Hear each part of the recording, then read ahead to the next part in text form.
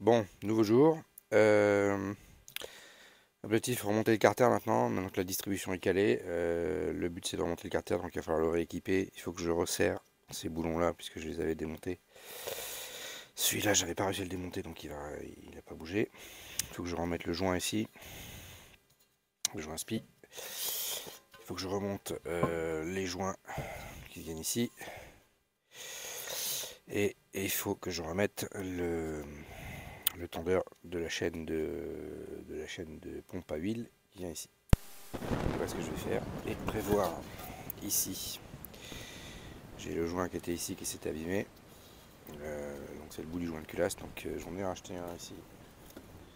Comme je ne change pas le joint de culasse, vous voyez cette partie là ici, il va falloir la redécouper sur ce joint là et la reprendre pour rejointer entre là et là. Voilà. Donc ça ne touche pas au joint de culasse qui est là, c'est vraiment cette partie là ici. Vu qu'on ne démonte pas les culasses. Voilà. Bon, le jour où je redémonterai les culasses, ben, je changerai le joint, mais pour l'instant, pas de fuite, donc on va pas y toucher. Donc le but c'est de reprendre la partie qui manque pour la mettre ici et remonter ça correctement. Voilà, sachant qu'ici il n'y a pas de pression, il y a juste de l'huile qui vient en projection, hein, donc il n'y a aucune pression d'huile qui vient passer par là, c'est juste de la projection dont il faut se protéger. Voilà. Et étape suivante, remonter ce carter.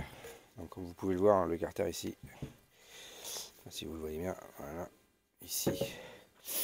Donc il a été microbillé. On voit ici que la partie aluminium a été un peu abîmée. Donc le joint extérieur, il n'y a pas de souci. Voilà, le joint intérieur, effectivement, on voit que ça a été abîmé. Donc ici, en plus du joint papier, il faudra mettre un peu de pâte à joint si on veut pas qu'il y ait une fuite. Sachant qu'il y a deux circuits, un ici, au niveau de la pompe. Pour pas qu'il y ait de... Bon, ça fait une circulation entre les deux s'il y a une fuite, mais pour qu'on ait un fonctionnement correct, on va mettre de la pâte à joint ici. Pour que ça vienne ici bien se sceller. Bon, à l'extérieur, il n'y aura pas de problème, puisque le plan joint est bon. Je sais pas ce qui a attaqué l'aluminium, hein, mais sûrement à un moment donné le liquide de refroidissement qui s'est dégradé. Il y a des chances. Et donc ça a bouffé un petit peu l'aluminium ici. Évidemment, c'est compliqué de le rattraper, mis à part changer le carter. Là c'est mineur, ça aurait été sur l'extérieur, ça aurait été plus compliqué. Là c'est quand même à l'intérieur, c'est mineur, donc on va le laisser comme ça. Allez, la première étape c'est resserrer ça, ça et ça. Alors, l'étape suivante. Le joint SPI. Il vient donc ici. Donc l'ancien, le nouveau.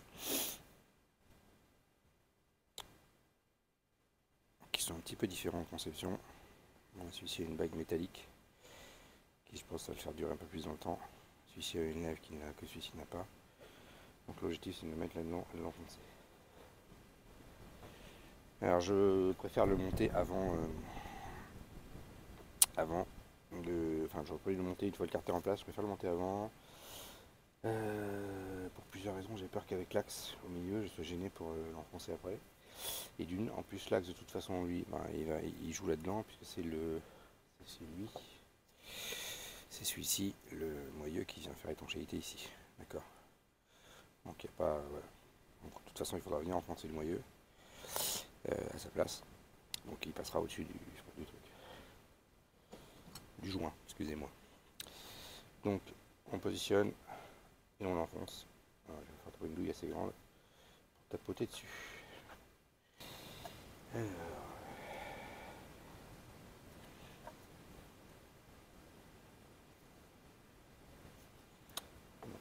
quelque chose de mieux.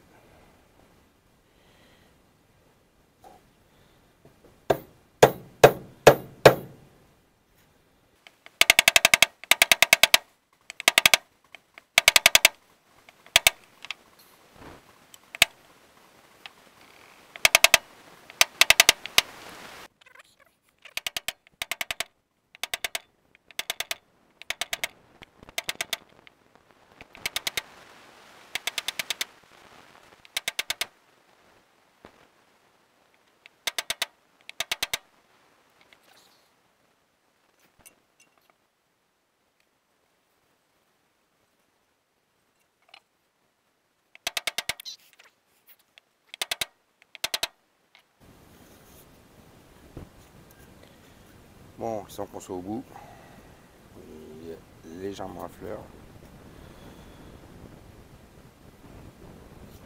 Au fond, il est en place. Sachant que l'ancien, bah, vu qu'il y avait une lèvre, il dépassait aussi, hein, de toute façon. Donc là, il dépasse un tout petit peu aussi. Donc, on est bon. Et je peux vous dire, vu comment j'ai tapé comme un sourd, il va pas s'envoler. Alors voilà les références des bagues. Ok, ici et ici. Bon, rien de compliqué là pour le coup.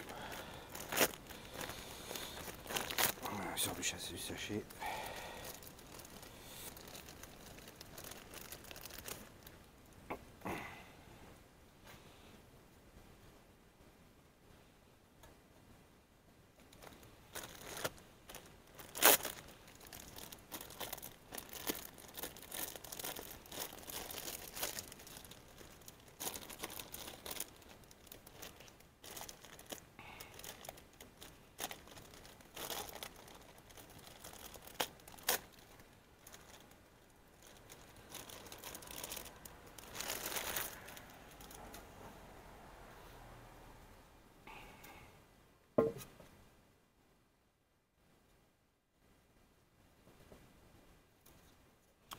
Voilà.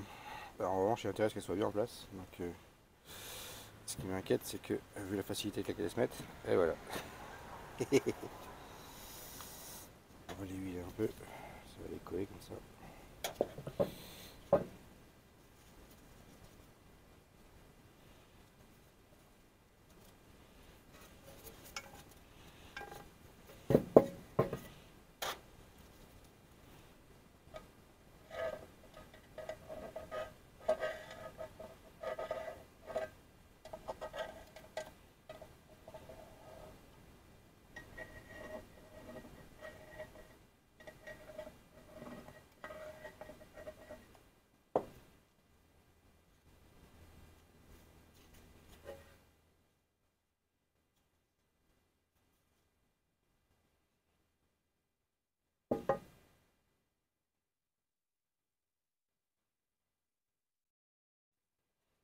Voilà, on met de l'huile, c'est uniquement pour que elle ne se barre pas quand on fait ça.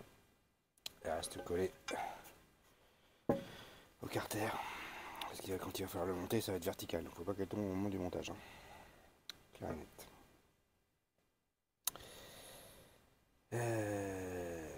Donc on ira vérifier. Hein.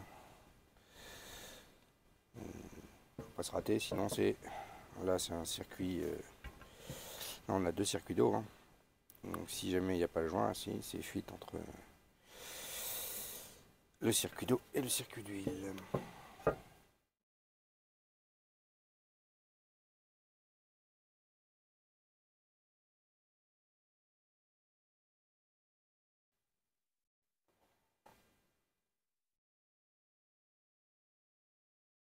Voilà, je sais pas si vous voyez, mais le joint de culasse ici s'est barré, parti.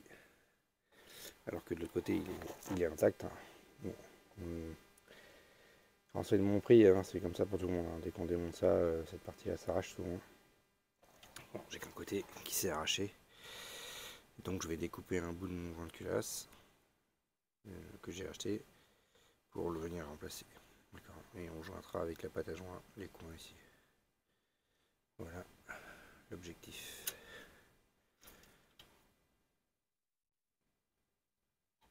Allez, c'est parti. Bon, alors, j'ai coupé mon culasse pour récupérer ce que j'avais besoin. On va le positionner ici. On appuie ici. Là. Hop, ça s'envoie bien. Les vis rentrent bien. Donc au fond, ça fait le raccord avec l'ancien joint. On viendra mettre dans le coin de la pâte à joint. Et ici, pareil, on a le raccord avec l'ancien joint. On viendra mettre de la pâte à joint aussi. Voilà, c'est ce que je peux faire de mieux. Sur ce sujet-là, les trous tombent en face, nickel. Juste un petit peu de pâte à joint pour empêcher tout ça de fuir. Mais vous voyez ici, de toute façon, il n'y a pas de... n'y a pas de pression d'huile, donc il n'y a pas de souci.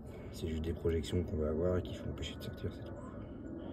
Donc normalement ce joint là plus la pâte à joint dans les coins, on est bon. De toute façon, quoi qu'il arrive, ici, là, c'est en bas, ici, dans les joints et dans les coins ici, et ici, là, il faudra de toute façon mettre un bout de pâte à joint si on veut pas être emmerdé et avoir des fuites au coin. Voilà. Allez, c'est parti.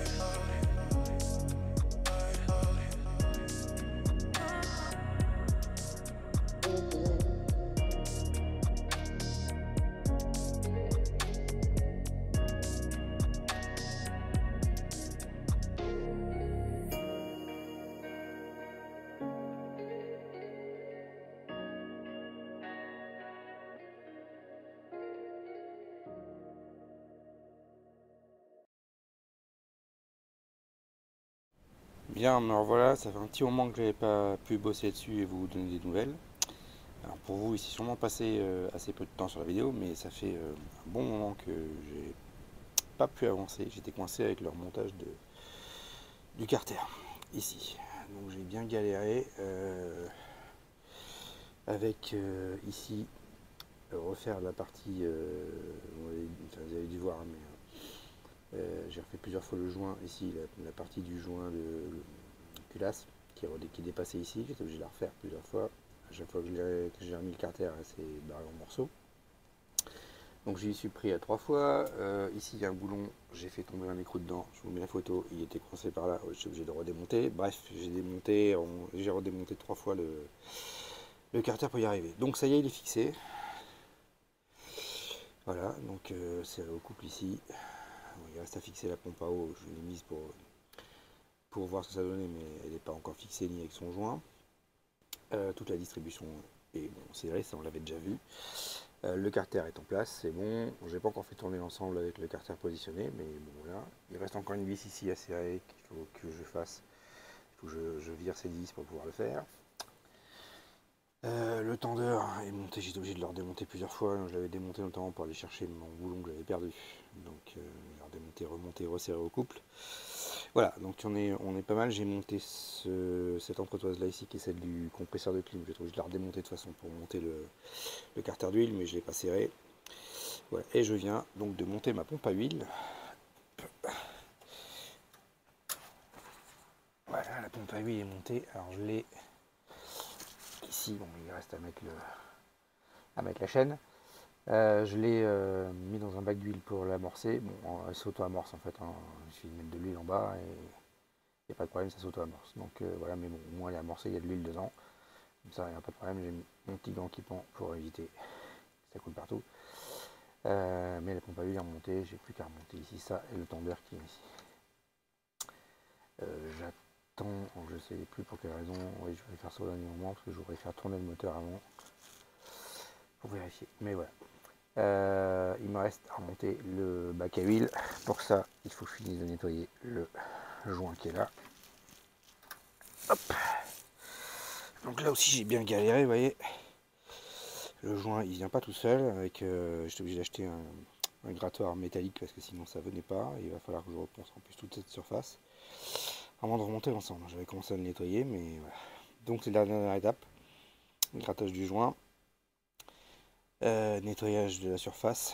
Je finis de remonter la pompe à huile, je fais les tests et je remonte le bac à huile, je fais le plein d'huile et on vérifie que tout ça, ça tourne correctement. Qu'on a de l'huile qui monte jusqu'au filtre à huile, au moins à la main, et ensuite un petit tour au démarreur pour voir ce qui se passe. Voilà. Bon, j'en suis là. Je vous reprends dès que j'ai nettoyé le joint du bac à huile. En plus, il y a un vent d'enfer, c'est pas l'idéal. Dès que j'ai gratté mon joint, que je suis prêt à remonter le bac, je vous reprends juste après. Alors, la pompe à huile est remontée. Bon, ici, c'est juste un gant pour éviter que l'huile coule. Je vais vous l'enlever après. Ici, on a le capteur de niveau d'huile. La chaîne de la pompe à huile avec son tendeur ici. Voilà, serré ici. Les vis ici c'est 25, la vis ici centrale de la pompe à huile c'est 28 Nm. J'ai vérifié la pompe à huile s'auto-amorce toute seule, hein, mais bon j'avais déjà amorcé de l'huile dedans. Il me reste ça à mettre ici. Donc ça c'est le capteur de niveau d'huile qui vient ici dans ce trou là, mais il faut que je tourne le moteur parce que là, le vilebrequin m'empêche de le passer. Là je suis au point 0, je suis obligé de tourner un peu pour passer ça. Et ouais c'est bon. Et il restera à nettoyer un peu le plan de joint ici et venir positionner le carter. Voilà, il n'y a plus qu'à. Normalement, on devrait pas être trop mal.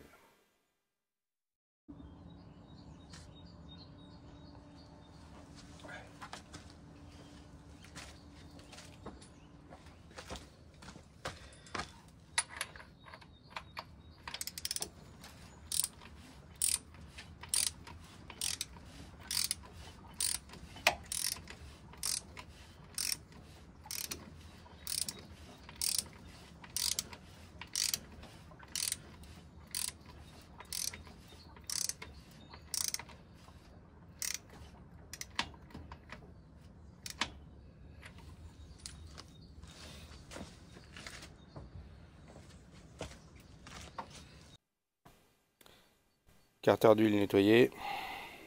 Plan de joint ici. Bon, c'est pas parfait.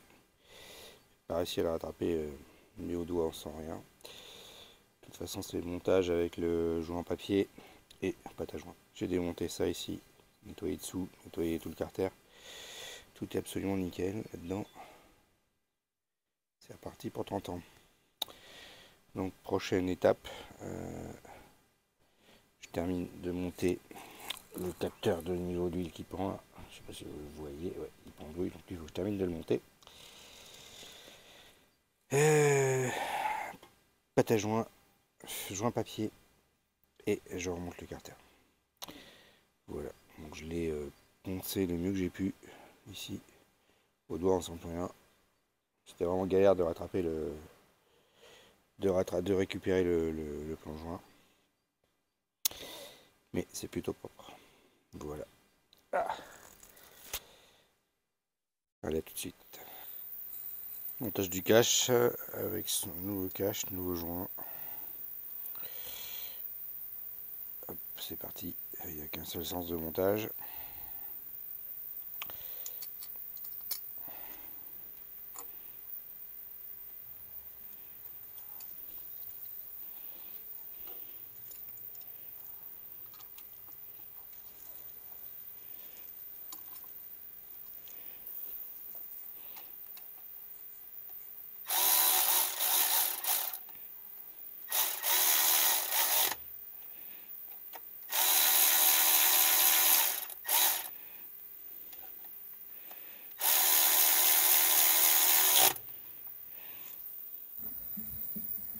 Bon, montage de la pompe à eau.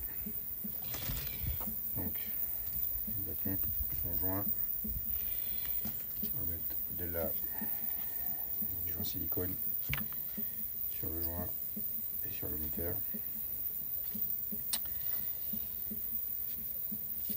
Et on va le fixer. Allez, je positionne, je mets le joint.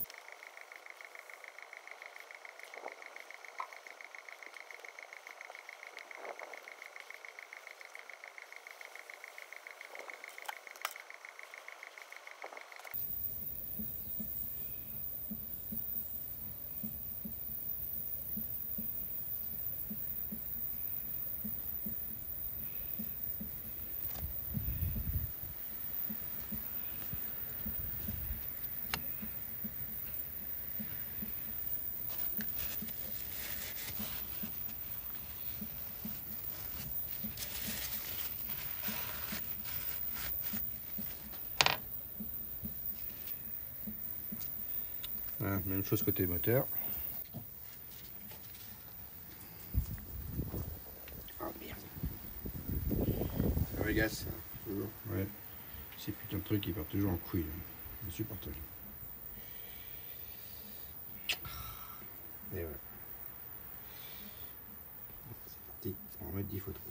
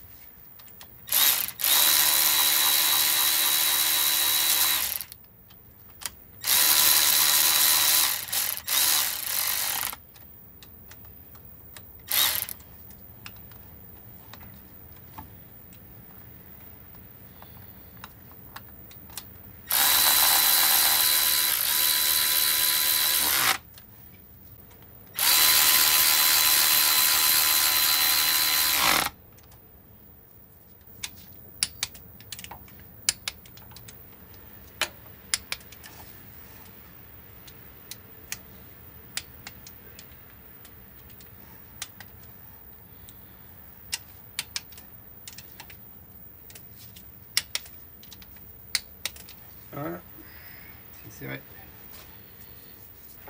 On les marque toutes pour savoir quels sont ces recouples. parce qu'après sinon, quand je reviens 15 jours après, je m'en souviens plus.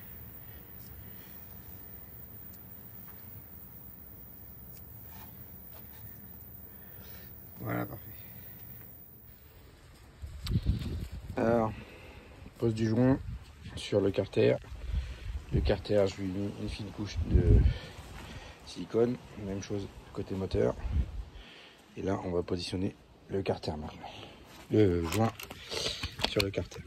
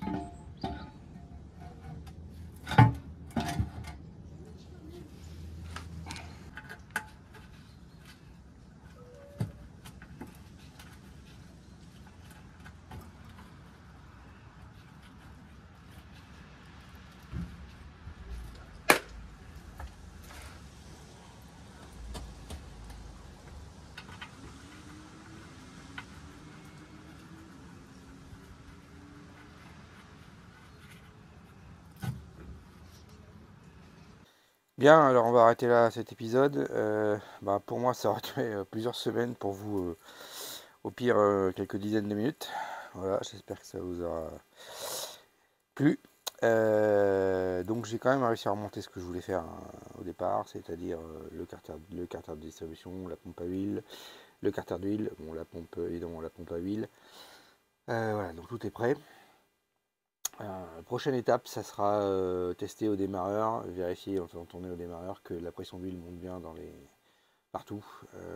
Donc on montrera les rampes ici là, que j'ai redémonté, mais on les remettra en place et on vérifiera que l'huile parvient bien jusqu'aux arbacam. On vérifiera au tableau de bord que la pression d'huile remonte.